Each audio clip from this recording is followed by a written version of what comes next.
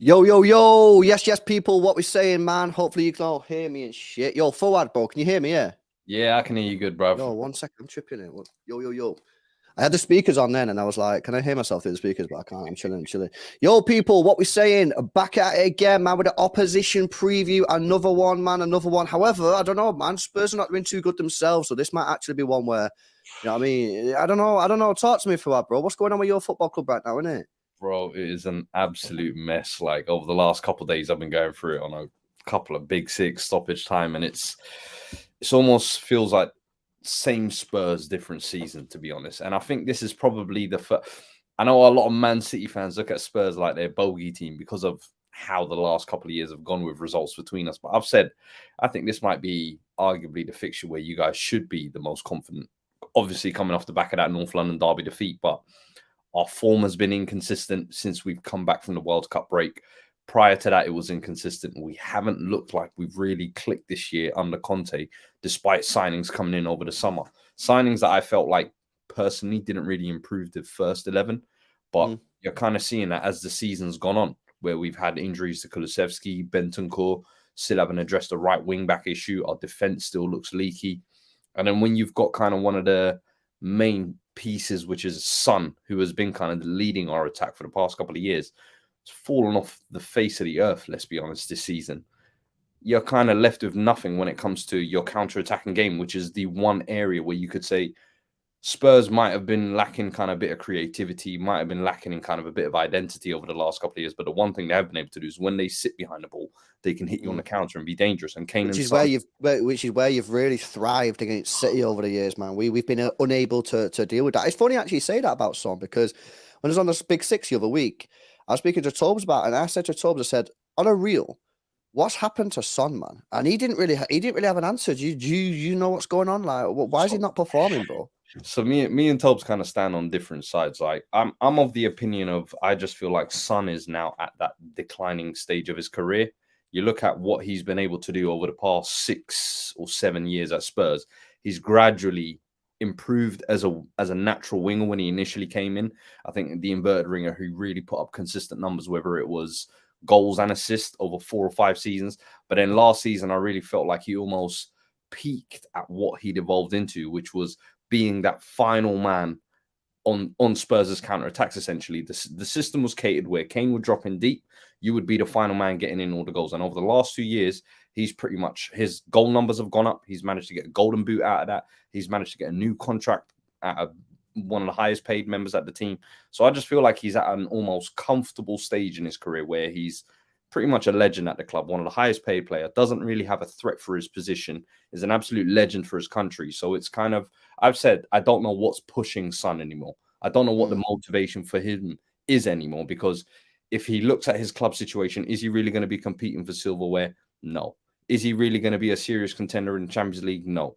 So in my opinion, I'm of the idea that he's just kind of in a comfortable, complacent position where he just doesn't really feel much threatened. And in reality, the proof is this season that despite how bad he's been, we're still not going to drop him because pure and simply, we don't have the replacements there. We don't have anybody that can step up. So he's kind of proven that if he can down tools or just kind of take a back seat, if you like, this is kind of what comes. And I also do think it's not just him taking a back seat. Don't get it twisted. I do think there is a huge part of it is confidence. Son is a massively confidence-based player, like Sterling, like Rashford. Those kind of wingers, I always feel like are always a bit purple patchy, where if they're confident, they can look world-class for 6 or 7 games. But then if they go off the boil, you're kind of thinking, what the hell has happened to these guys? They've fallen off a cliff. And Son falls into that category. And at the moment, he's just had no confidence this year, not in the system, not in himself. His touches look loose. His dribbling looks off. His finishing looks off. The other day, he was 7 yards away in Arsenal's box and just hit into Rosetta. And you're just like, I know. This is not. He had a few chances, man. He had a few chances. Yeah, I know Ramsdale pulled off some decent saves, but I remember there was another one. I think it was maybe in the first half. I think it was in the first half, actually. And someone put him in. He was on the right-hand side. It was a bit of a narrow angle, but and he hit it kind of straight at Ramsdale. But I thought to myself at the time, a Heung-min Son, in his peak, he smashes that into the roof of the net or something, and it's crazy to see, bro, because like.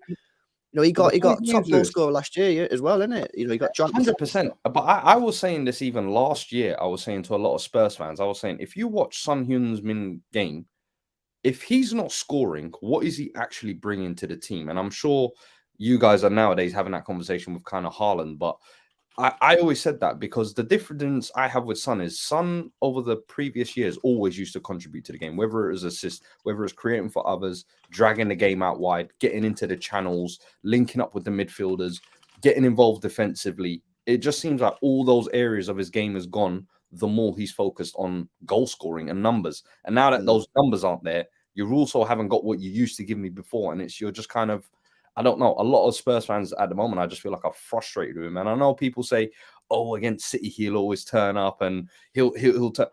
We used to say that about the North London derby, and look how he looked over the weekend. Like all season, we've almost been waiting. But bro, this is different, man. We beat you twice in 6 games, bro. This is different. So you got something over us, man. You got something over. I don't know what it is.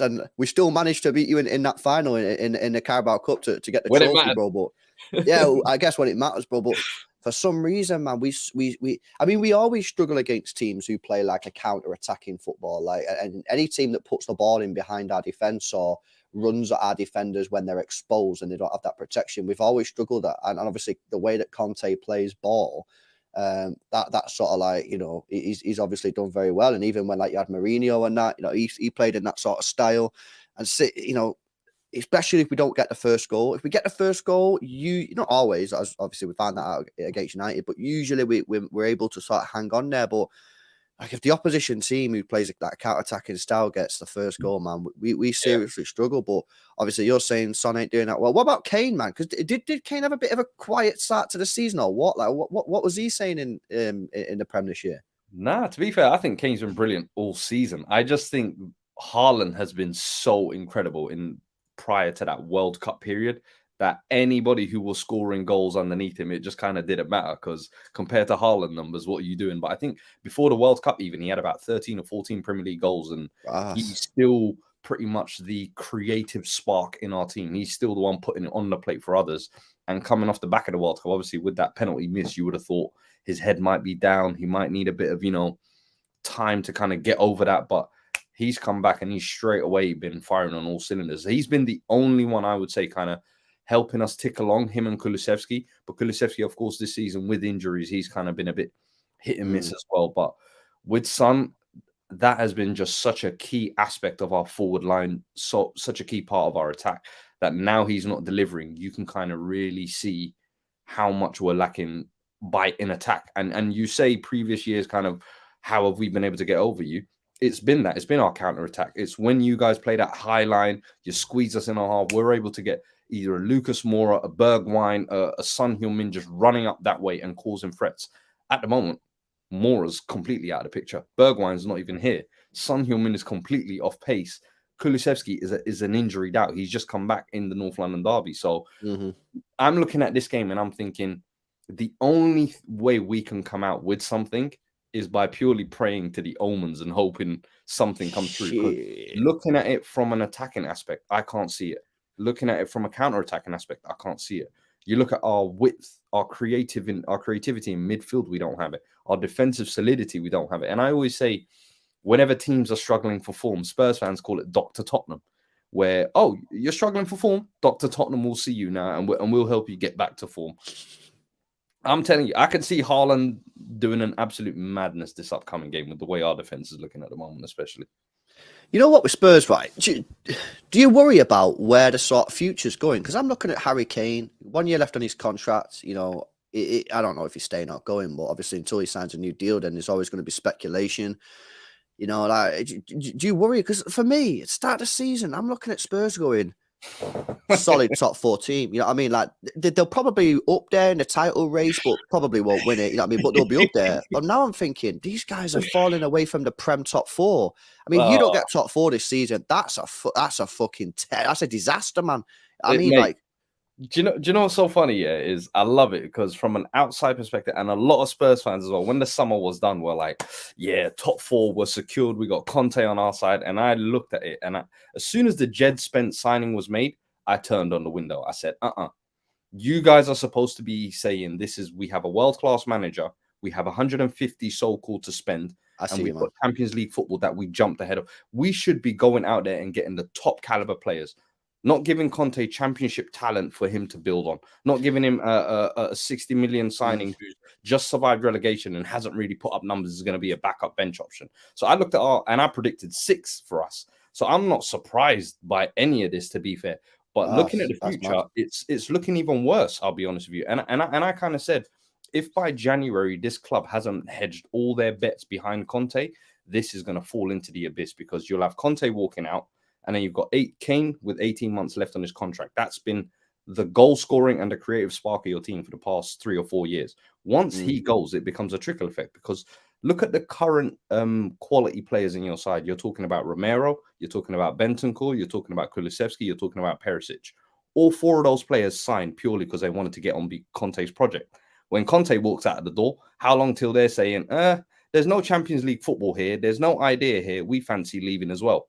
So it's a case of once all of Spurs are going to go through a crazy transition period over the next 2-3 years. The similar thing with what we saw with Arsenal under Arteta is what I think we need to do, where we kind of what we did with Poch, go back to basics, hire a young manager who you're going to give time to, who you're going to let him build a culture and an identity. And the next 2-3 years, do not have any expectations because you are going to have to go through a rebuilding process. You look at Spurs, it's not a club with great infrastructure. It's not a club with a great academy. Yeah, you've got a great stadium and a great training ground, but what manager is going to want to take this job now after you failed Conte, after you failed Pochettino, after you failed Jose? It's almost like you're a fool if you take the job at this point. You know what, as well, bro? I see Tottenham. I feel like they've not changed with the times. So, like, do you know that you just mentioned then Jed Spence? Yeah, I don't really know much about him. You know what I'm saying? But like, I get what you're saying about like where Tottenham were in the summer. They should have been a team that are going in for the big signings, man, and making a push. Not signing Jed Spence. I feel like that's something that you were doing maybe over 10 years ago. Do you know what I mean? I feel like you've not changed with the times. And then I look at Pochettino when he got you to the Champions League final, and I'm thinking, right, this summer, you know, after you got beat in the Champions League, they're going to go big. They're going to go, let's go again. And there's no real signing. And then I'm looking at Conte. You've got Son and Kane. Obviously, no one really knew that Son was going to fall off like he did this season. But you're thinking, okay, we're in a Champions League. We got Kane for maybe 2 more years if he walks on the free, or maybe 1 if he goes in the summer. Let's go and invest. Let's go and give this a proper go. And again, it's just kind of like, I don't know if this is the Levy fella or whoever's in charge there, but I always feel with Spurs that they always just kind of like, we just can't really fucking be asked. You know what I mean? Like, they can't get your hand in your pocket, and go spend some money. Facts. This has been a frustration for Spurs fans for 20 years now, and all they've got to show for it is 1 League Cup. You would have thought at that point that would have been the moment to kick on. You had Harry Redknapp come in, took you to Champions League football. You would have thought that would have been the moment to kick on.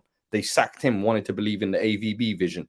sacked him off after a season. You brought Pochettino in. He gets you consistent Champions League football, takes you to a Champions League final where he spends zero. And you sack him. You don't back him. Then you say, all right, do you know what? Well, sorry, fans. We're going to bring in a winner. We're going to bring in Jose and we're going to back him. And you don't back him. You instead give him Gareth Bale on loan, Pierre-Emile Højbjerg for 15 million. It's like a bunch of freebies and loans. That's not what Jose, the winner who's won everywhere he's gone, needs. And then you bring in Conte where you're like, all right, guys, we messed up with Conte. We messed up with Jose. He might have been past his best. We're going to get a manager who's on top right now. He just won the title with Inter. And then now you're seeing what's happening. They're kind of pussyfooting around. And you saw what the summer was. It was a bunch of squad options that were signed rather than significant improvement to the starting lineups. You look at clubs like Arsenal. They're spending 50 million on Ben White. Even though it's a gamble, they know he could significantly improve the first team. They're spending money on Partey. They're spending money on actual Odegaard, 30 million. Jesus, Zinchenko. Let's improve the first team where we're actually... So I'm looking at someone like Richarlison then, yeah? Who I don't think starts that much. He's more of a sub. So would you rather that money have been spent on like a DM or like a midfielder or something like that? Spurs fans were calling me like I'm against the club because I was so against the window because he was another one. I said, we've got Kulusevski, who was arguably our most important player in the second half of the season, Kane, who is our best player at the club, and Son, who's just got a golden boot. Why are we spending 60 million on a guy who's not going to replace any of those three? I said, and because now we've spent 60 million on him, everyone's under the illusion that, oh, Spurs have spent money, so they should improve. But has that actually improved the first team? Does Basuma play, bro? Does Basuma play? Basuma doesn't play because we've got... What about this Destiny guy? We've got Bentancur and we've got Højbjerg, who's starting a two-man midfield. Then we've got Skip, who was playing out of his skin last year, coming back from an injury. And then you've got Basuma, who, when we signed him, we only got him on a 25 million because he was going through an assault case, which everybody wanted to keep their hands off. So it was we kind of had a free run to that.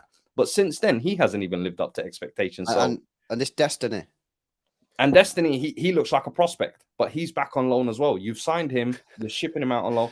And the youth development at Spurs has been a concern because you look at Brian Gill, was meant to be one of the best Spanish talents coming out of Spain. He's rotting on bench these days. You had Ryan Sessegnon. He's still not lived up to expectation. You had Pape Sarr, who was the other day, he showed a few good couple of touches, but the way his development has been handled over the last year, and you're talking about approximately 30 million spent on each signing. So it goes to show you that sometimes with some of the signings that we're doing, there just doesn't seem to be an idea. And where does that come from? The chopping and changing of managers. Every 2-3 years, you're selling the dream of Conte. You're selling the dream of Jose. You're selling the dream of Poch. So it's like you've got to stick to one and go with it like every other top team does, or you have to seriously keep investing and backing every manager that you chop and change. Yeah. Spurs don't want to seem to do either one. That's our madness. I just fall off. Yeah, bro. I just listed, according to Transfer Marks, all 5 of your paid signings. Like you got Perisic on a free, and none of them actually start for you. That's fucking mad. And it's a lot of money, 170 million euros. And guess what? Sky Sports and everyone in the summer would have told you Spurs have had a brilliant window. They should be competing for the title or maybe Champions League. I'm like, are we seeing the same window? Because I don't see it. And then the thing is, it's Conte as well has such a specific system, I feel like, with the back three and with the wing backs. The wing backs are almost like the second layer of attack going forward. The three at the back are key to how he builds up from the back. We have Eric Dyer, Ben Davis, and Lenglet starting next to Romero, who is the only solid options. Our wing-back options are Emerson Royale, Doherty, Sessegnon, and Perisic. Outside of Perisic and Romero, none of those players get into any other top 10 side in the Premier League, dare I say. But somehow we're expected to compete for stuff. You know what else I feel is a bit weird, right? Is when you are chopping and changing managers. I feel like you need to get managers who play the same style. You know what I mean? So like we had obviously we had Mancini, then we made a change. We got Pellegrini, we got rid of him. We got Pep. You know what I mean? Slightly different, but still the same sort of philosophies. And it reminds me a bit like you had Pochettino, and then you went to Mourinho. I kind of get it's a big change, but obviously it's different styles, but it is Mourinho, so I kind of get that. Now you've gone to Conte, and now I'm thinking, when Conte goes, surely they're going to get a manager who wants to play nice, attractive football. That'll be a completely another change for Spurs. You know what I mean? Some of the players won't suit that style, and then you've got to start all over again. You see, the perfect one was United. You know what I mean? When they got David Moyes, then they got Van Gaal, who plays a different style. Then they got Mourinho, who plays a completely different style. And then they got Ole, who plays a completely different style. And then they've finally got Ten Hag, who again plays a completely different style. But look how, like, surely you've got to stick with the same sort of coach, man. I just think it's crazy, man. You know what I mean? I'm looking at Spurs and I'm thinking, I can't believe you obviously you do. Obviously, you know more about the club than me, but I couldn't believe that. I can't believe where Spurs are. I had them, I had them in the top 4. Easy, man. But obviously, I didn't realize at the time that these signings were weird signings, bro. Yeah. It's crazy times. I got a question here, actually, a super chat. Oh, by the way, guys, I put a Q&A in the chat, yeah. So if you want to ask a question to me or Fuad, then just whack it in the Q&A section of the chat. Just go to the little arrow at the top of the chat and then click Q&A, and then I can just come to it at the end of the stream. Got a super chat here, yo, from NS Sports TV. Big up NS Sports, yeah. It says, question for you both.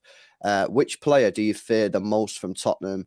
And obviously for you, what player? I'm just going to say, obviously, based on form, it's obviously Kane, man. I know it's a shit answer, but I ain't going to give you some mad answer. I'm just going to say Kane because it's facts, in it. As much as I'd love to give some crazy answer, you can't ignore Haaland, man. You cannot ignore that. The thing is with Haaland, bro, if you've got, I say this right, if the balls come to him, it's too late. It's too late, yeah. He can beat the best centre-backs in the world if the ball comes to him. You've got to stop the ball coming to him. And that's what United done really well. That's what a few other teams have done pretty well this season. But if you don't stop the ball coming for him, mate, his movement is frightening. You know what I mean? So I always say, if you got to stop the the creativity, and that's where we are struggling. I just look at our fragile defense, and I'm like, he would have a field day against someone like Dyer, Ben Davies, sitting in between that. Oh, he's feasting. Leo Messi, yes, bro, says Spurs should replace Conte with Zidane. You think a 3-time Champions League winner would step down to us? Please, man. Come on, man. I'm humble enough to know where what we can get and what we can't. I've said if there is one manager who I'd maybe consider, but I'm not sure Spurs fans would like it because you're kind of going down the Chelsea well again. But I think Thomas Tuchel would be one I'd definitely seriously consider. I think someone who can improve the style. It's not a bad shout, that. And it's the same. It's not, you say it's improve it, but it's not drastically different to what. It's not drastically different, but I do think, having seen what he's done with PSG and Dortmund, he can play different ways depending on different players he's got. I think with Chelsea, he just came in, saw the team was leaking, went with that system, it worked, and he just stuck with it, and it kind of failed him in the end. And I don't think his attacking options were really the greatest either, and it's kind of been proven. What are you saying then? Are Tottenham fans not game for that? Because that to me seems like a pretty sensible. I think from when I've suggested it on kind of Twitter and on a few streams, the pushback has always been, listen, man, how many times are we going to go back to the Chelsea? Well, we've had Jose, we've had Conte, and it always seems like they come here and they just never seem to win. And I get it, but my thing is if that's the kind of manager I would like to still sends the message that we're trying to push. We're trying to still have a bit of ambition. We're trying to still achieve something. If I'm seeing someone like a Thomas Frank, for example, come in, I can get behind it, but I would first need to see some evidence that he can actually swim at this level, if that makes sense. Similar to like Potter at Chelsea. People thought it was a great thing in theory. Oh, he plays brilliant football at Brighton. I'm sure if he goes to a top team, it would just translate straight away. But you're realizing, no, it's a whole different level when you're at these top teams. And I'm not saying Spurs are winning silverware, but when you're pushing for top 4, trying to be at that big boys table, you need a manager of a certain caliber. And especially if you want to attract players for a rehaul, which is what we're going to have to go through, someone like Thomas Tuchel can still attract players and tell them, look, we're building something here. Correct. Right. And the difference is with Chelsea and Graham Potter is Chelsea are just throwing mad cash. So it doesn't matter. Players are going, Graham Potter, who's he? And then they're going, don't forget about that. Look how much money we're giving you. As you've seen with the Mudryk deal and obviously and how that went with the Arsenal situation. So that's kind of mad. But I to the Tottenham fans that say, oh, you know what I mean, not go and get another Chelsea manager, look at Mourinho. The thing is, and United made the same mistake with Mourinho. You have to give him the keys to the club, man. Just like City done with Pep Guardiola. You can't get a manager like that who has the ego, who has the sort of personality and the charisma, and then go, but you can't do this, this, and this, and this. You got to say, right, whatever you want, and this is what City have done with Pep, right? And obviously it gets him a lot of stick because he's not won the Champions League, but he's got a lot of success as well. You got to just go, whatever you want, we're going to... Otherwise, what's the fucking point, bro? You know what I mean? What's the point in getting these top-tier managers And it's like, when he was at United and he said he wanted a centre back, and United went, "No, you're not having one." Or went and got him a second rate. Like, why are you doing that? What's the point in getting these top managers if you're not going to do that? And with the Tuchel thing, I don't think you need to give him the keys, but I think he's a top coach. Yeah, I think he's a top coach, Tuchel. And I rated him. When he come into Chelsea, the year that they won the Champions League, me and Jordan both predicted that Chelsea would go on and win the league. Because I rate Tuchel that much. I think he's a top coach, man. And I'm surprised to hear that some Spurs fans are saying, nah. My only concern with Tuchel would be is obviously with him being such a headstrong manager, I feel like that was kind of why he was pushed out of Chelsea, because he was kind of going against the board and the signings they wanted. He was kind of saying they weren't really my signings. And I think the board were like, you're not even our guy. We're a new board. We're going to get our guy in Graham Potter. So I think obviously in the Spurs' ideal scenario, they want a yes man. And looking at Jose, looking at Conte, they've basically been trying to blow up the behind the scenes. So I'm not sure Spurs will want to get maybe a prickly character like that. I know a lot of Spurs fans, I think, are still infatuated with the idea of Pochettino's return and us rolling back the days or whatever. But one, we don't have the kind of core pieces, I feel like, for Poch to just kick back what he had before. I agree. He's still dealing with the same issues as to why he got sacked in the first place, which was you're not backing managers, you're not getting behind the team, and we haven't built the foundations. So now he's left here for 3.5 years, 4 years, and the club is at the exact same place. And people think, imagine your ex dumping you for a particular reason. 3 years later, she wants to get back to you, but the issue is still there. It doesn't make sense in getting back together. So for me, that one just doesn't compute for me. So I don't know. After Tuchel, where do you look?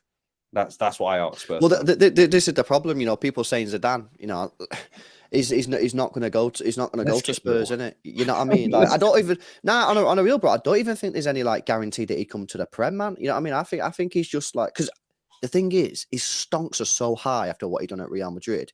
He's not going to want to go. I think he might look at the Prem and go, that's a mega difficult league. And, if I go in there and do shit, then my stonks are just going to be low. And people are just going to be talking about my Real Madrid thing is just because I was at Real Madrid. I think if I was him, I'd play it smart. I'd only be looking at PSG and Bayern, because then at least if you don't win a Champions League, you're just accruing them league titles like that. You know what I mean? So 100. I don't even think he'd come City, Chelsea, United, Liverpool. I don't see him doing it. So, and then you say, well, who else is there?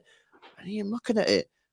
I was speaking today on the stream. I think there's a massive talent drain, man. I think there is in terms of like players and managers. I'm looking at the top coaches now, and maybe it's because they don't get given a proper chance. You know what I mean? They're always being sacked and that. And I just look at Spurs, bro, and I'm thinking, what the fuck is going on with that football club? You know what I mean? And I'm afraid to say, in my opinion, it's just down to the guys running it. You know what I mean? I think the fucking donkeys. If you spent 170 million euros, bro, with the team that you already had, you should have been competing for the league, man. No matter what club you have, it always stems down from the top. And I think you can look at Arsenal as a prime example. When Josh Kroenke took over in 2018 or 17, I believe, you could see the focus of, all right, you know what, we need to get a sporting director. Let's get it doing. We need to get a manager who we actually get behind in. That manager is going to change the culture, but it all stems from the top down.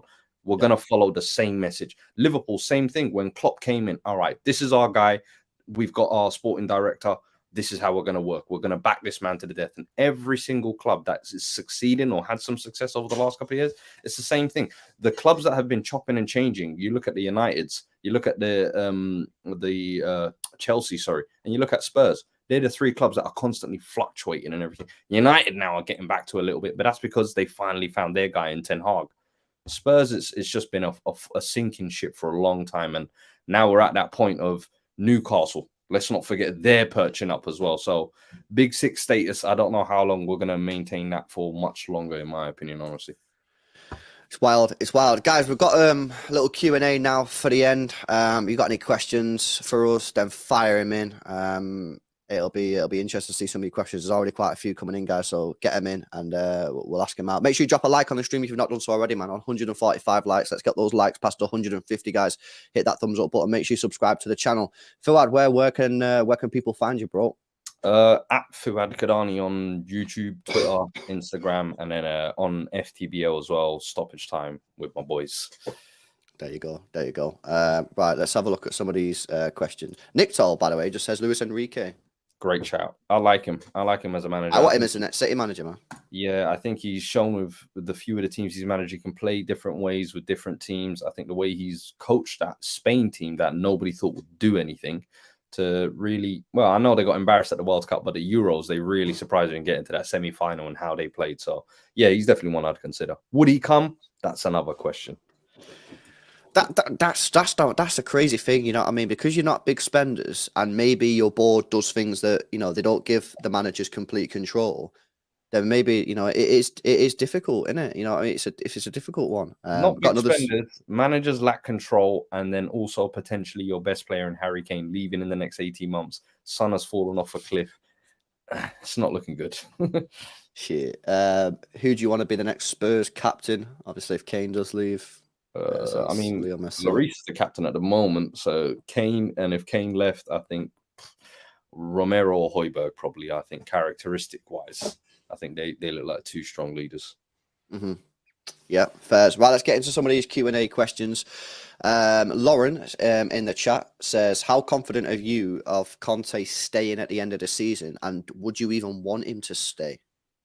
I mean, there's quite a lot of like Conte in, Conte out questions. So yeah, that covers all so for me, I'm of the idea of, listen, back Conte, give him the full contract, give him the keys and everything. But if there's going to be a guarantee that he's not going to sign a contract extension, he's essentially a dead man walking, in my opinion. And you're just kind of delaying the inevitable. So I don't know if he should even see out the end of the season at that point. If you know he's not going to extend the contract, go and try and get Tuchel now, in my opinion. Go and see if you can give him January.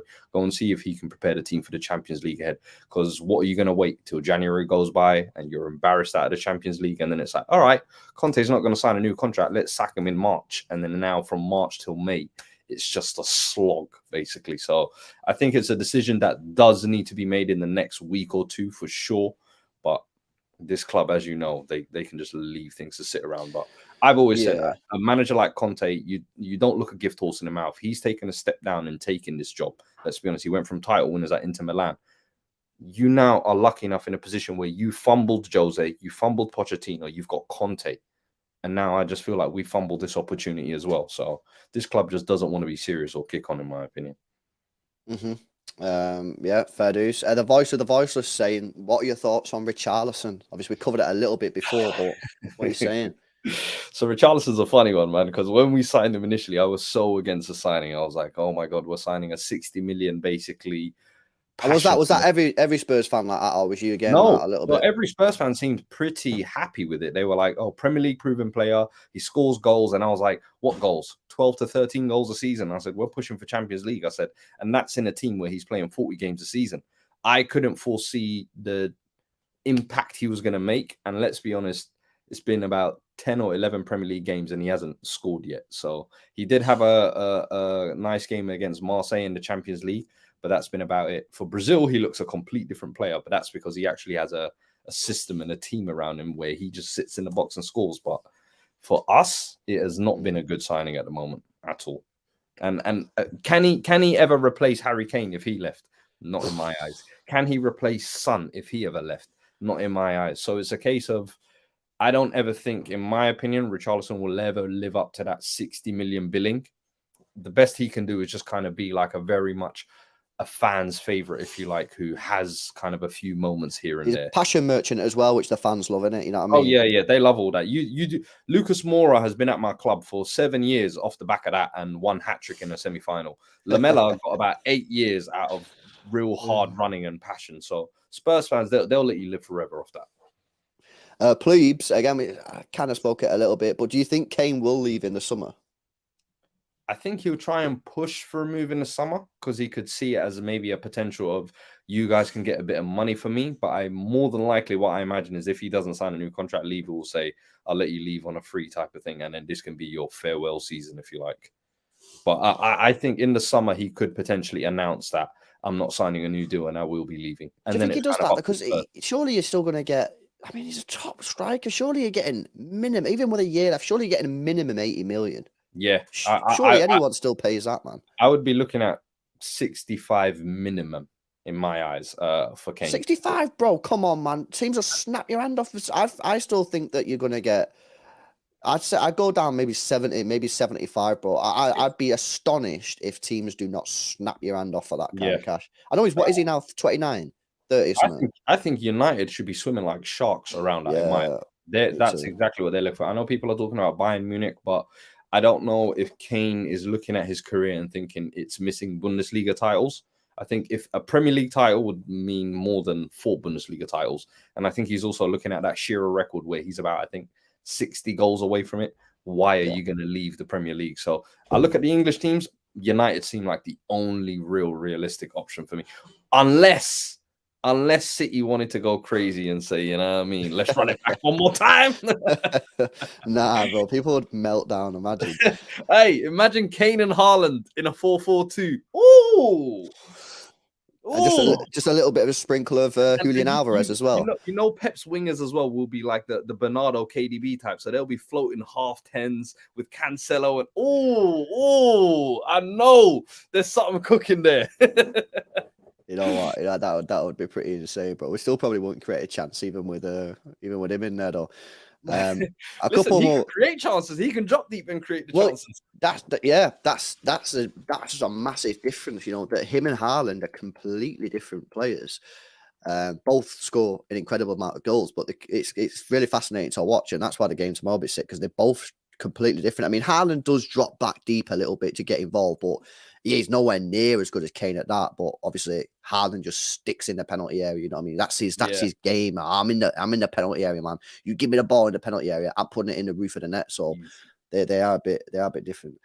A question here on a super chat says, does seeing the big six spend cash in the winter worry you too? Don't worry me because Arsenal aren't really spending that much cash. I know they might be in for like Diaby and that, but they're not going out spending 500 million. And Chelsea are the ones spending the cash, and they're what, 9th? So, for me, I think I just panic anytime I see anybody spending. To be fair, because I'm always looking at my team thinking, why are we not? So, yeah, it is concerning me a little bit. To be fair, it is you. Yeah, that's. Did you think you'd get top 4 this year? Nah. I was being called a negative Spurs fan because I was saying we weren't getting top 4, and I said people were saying, "Oh, our squad is better than last year, and last year we got top 4." And I said, "But yeah, we only got top 4 last year because Arsenal decided to bottle it in about a 2-week span." I said, if Arsenal kept their cool heads, we would have been nowhere near top 4. So in reality, I don't see how we've gotten better. And I look at our summer window, we haven't improved that as much as you think. I look at Chelsea. Well, at the time I did. I thought Chelsea, United, and Arsenal had improved much better. And I said they were ahead of us for top 4, in my opinion. Yeah, and even if you haven't improved your squad, you've got to improve the starting 11, man. You got to improve. And I also think you got to improve the starting 11 because teams become stale, man. Yeah. You got to get fresh blood in that team. I always say, even if you go win the quad, even if you win the quad, right, no one's ever done. If you win the quad, I'm still signing players and letting a few players leave, man, because I've got to keep it fresh. I've seen it far too many times when someone's won the league and they don't freshen it up, man. Liverpool, prime example. Last year, got to the final of every single game, en route to win 4 trophies, only 2 games away from winning it. And then, lo and behold, this year, they look like they can't string 5 passes together. Their midfield looks expired. Van Dijk looks over the hill. Trent looks like he can't defend. Salah can't find a goal. It's mad. So prime example there, what you just said. And I always feel like you have to get ahead of the curve in getting rid of players before they almost expire at your club. I feel like Pep is very great at that. And I feel like Fergie was very good at that as well. And before I get burnt and this guy causes my team to fumble, I'm going to get rid of him. Ruud van Nistelrooy is a prime example. I can think of Beckham. You do have to do that, but that is a trait that not many managers have because what you've effectively got to do. You've got to say this guy is overperforming his actual ability, isn't it? Because if his ability is his ability and he's performing at his ability, then you know unless he's just old, you know what I mean. Then there should be no reason for the drop off. You've effectively got to look at someone and go, this guy's getting goals that he shouldn't be scoring. He's getting assists that he shouldn't be scoring. He's not impacting my team as well as people might be gassing. And that is a difficult call to make because as well, when you do that, you're going to get fan criticism. Do you know what I'm saying? You're going to get fan criticism. People be like, why are you selling him? Why are you selling him? And you've got to go sit there and go, why? Because actually, you know what I mean? I feel like he ain't really, you know, he might drop off or he's overachieving or whatever. I just think it's difficult. Lord, check this out, man. Is it still 1-1? I think Olise scored a Olise. crazy. Did he? For a worldie free kick? Nah, he's a baddie, him. He's a sick player, that Elise. Right, final couple of questions before we wrap it up, and we'll let Fuad get off. Let's have a look. This is an interesting question, right? A couple of questions coming in, right? But this is an interesting one because the first time I met you, was on the Don Robbie, And do you remember when I went, I'm 100% sure Manchester City will sign Kane? I remember saying that, and I was like, fuck. But the reason I said that is because I just thought City would pay the cash. I didn't realize how, like, Levy would just be like, nah, I ain't answering your calls. You know what I'm saying? Like, that's why, like, because I knew City would pay the money, like, unless it was ridiculous. You know what I mean? But I knew City would pay 120, 130. But like that guy wasn't accepting our calls. But Benno, I don't know. This might be a straightforward question, but I'll answer it anyway.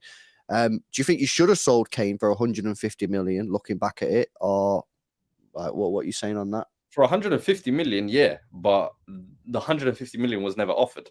It wasn't, and I think City almost went up to about 120 million. But I knew that window we was never going to move because I've seen the Modric saga where Chelsea wanted to pay over the odds to get him, and Levy was like, no chance. I've seen the Bale saga where United wanted to get him and he said, nope, no chance. He's not staying in the Premier League. So when Levy doesn't want to sell a player and if the club makes it difficult for him, he always digs his heels in. And I knew the second you lot paid 100 million for Grealish, I said City fucked up their entire window by doing that because they set a dangerous benchmark of a Grealish caliber is here. And then immediately you look at, but he can barely get in the England squad. And then you've got England's captain and top goal scorer and current top goal scorer in the Premier League. And, top assister in the Premier League as well.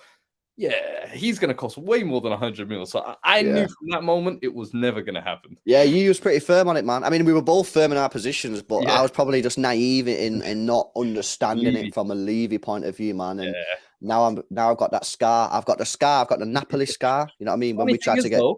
As difficult as Levy is to negotiate, I seriously think if you lot came back in this summer, he'd be more willing to negotiate with City than any other club. Levy's like that. If he's got history with you, he'd be willing to bless it as well at the same time. Because I remember the Lyon chairman, we've had a few issues like that, but we always go back to the Lyon well. Ndombele, Lloris, and I'm like, you've given him 2 record signings, but you supposedly hate him. Doesn't make sense. Yeah, Kay's here, so it's a time to get whoa, not that one. Not Leave that one alone, please. That's our madness. There. Right, cool. I think most of the questions have basically kind of like already been asked in one way or another, man. Before we wrap up, bro, any injury news like from your team that we should be aware of? You know what I mean? How do you think the team's going to line up? Anything like that? I imagine it will be something close to the North London derby. I assume the midfield will change a little bit with Pape Sarr probably not starting. I imagine Bissouma will probably get... Bentancur will be back fit. So that should be a massive bonus, I think, in our midfield. Bentancur and Højbjerg. I think forward line will be the same. Son, Kane, Kulusevski. He was good, Kulusevski, wasn't he, against Arsenal? I thought he was decent, you know. Yeah. I like the way he runs at players and just gets the ball into the box, man. Like, you know what he is? He's one of those players that's almost deceptively quick, is how I call it. Like, you look at him, he doesn't look quick, but he moves somehow and gets away from players. And I love him personally, honestly. I've said, as great as Kane is, I feel like Kulusevski is our most important in that front line, because of what he does and how he drives the team forward up the pitch. Not everybody can do that in the team. And when he goes out, there is no like-for-like replacement. Whereas with Kane, I've seen we can still get goals with Son, with Kulusevski and stuff like that. But I'm not expecting too many changes, but just Bentancur to come back into the team for sure, which is massive, to be honest. No, he's a nice player, Bentancur. I like him. He's decent. He's decent. And finally... You know what I mean? Result, you thinking Tottenham are going to do us again? Twice in 6 games, bro. We've beat you twice. It's fucking poor. I think all hoodoos come to an end, and I think we've enjoyed our little City spell, but I can't see it. I said if the North London derby we got something positive there at home, I would have maybe had a bit more faith coming into this and thinking, do you know what? We can maybe pull off something. The fact that we lost that and in the manner we lost that at home. The thing is, I'll set you up on something here, right? I actually didn't think it was that bad, right? And hear me out. You look at the 2 goals from Arsenal, One was a Well, Lloris fumbler, yeah, and then one was a Wildy. But I still yeah, think maybe Lloris's positioning could have been a bit better. It wasn't exactly in the bottom corner. And then yeah. you look at all the chances that Tottenham created, and I'm thinking, was it that Do you know bad? what it is? Do you know what it is? All those chances came in the first 5 to 10 minutes of the second half, and I think Kane had like one flash chance at the end of the first half. But outside of that, we just look so disjointed as a team. It's almost Mm, like it doesn't give you belief as a fan watching it. That you're mm, not watching this team thinking, you know what, I can see a goal coming here. I can see there's an idea behind what we're trying to do. Every Spurs fan is watching that, and whenever chances do fall, it's kind of like off a ricochet or something unintentional, almost, you feel like, or a bit of individual brilliance. It doesn't ever seem like there's a cohesive idea behind it, and I think that's the problem with us and the lack of belief from us. So you think it's coming? You think City will uh, win? I think I'm expecting a City win. Yeah, a comfortable. I think this is the We've got kind to of create game chances for that, Mo. We got one shot in target. Is it one shot on target in 2 games we've had? One shot on target in yeah, 2 games we've had, bro. and I believe this is the kind of game where you lot are like, you know what, Dr. let's find Tottenham. our groove back. Haaland double, City 3-1. I'll go. Fucking hell, man. It's mad, isn't it? You know what I mean? It's crazy. Yeah, every time we did a Liverpool one. Liverpool were like, "Nah, you're gonna smack us up," and then because they were shit at the time, and Yeah. then they're still kind of shit now, but and then they beat us 1-0. Then we had Everton fans saying, "You're gonna roast us 1-0." You know what I mean? And then we had United fans saying, "We're gonna smack you." Then they smacked us. Have I just jinxed it? I think everyone's jinxing it this season, man. It's been a madness. I'm just hoping and praying we get the win because I'm not really thinking about the title right now. I'm thinking because we've lost our last 2 games, man. So I can't sit here and be like, "Yo, let's win the title." I'm thinking, let's fucking win a game. Do you know what I mean? Rhythm. So maybe create Rhythm some is what you're chances. looking for. That is it. That is it. Right, guys, we're gonna wrap it up, man. Me and Jordan are now going to do the main preview driller. We'll go through our starting 11 predictions on that as well. But Phil, man, I appreciate you coming on. Guys, go follow forward. I was checking your channel out before. Is it not that active? But then you are active. You was active yesterday. Yeah. So I've been kind of intermittent. Back end of last year got really busy, but yeah, this year kind of back on it now. So back on it, man. Yeah. So guys, go show him some love. It's the same art in it on Twitter as well, man. Yeah. So yeah, buzzing, guys. Appreciate you you joining us, man. Like I say, stay tuned. We got the main preview coming up, and we'll see you in the next one. See you in a bit, guys.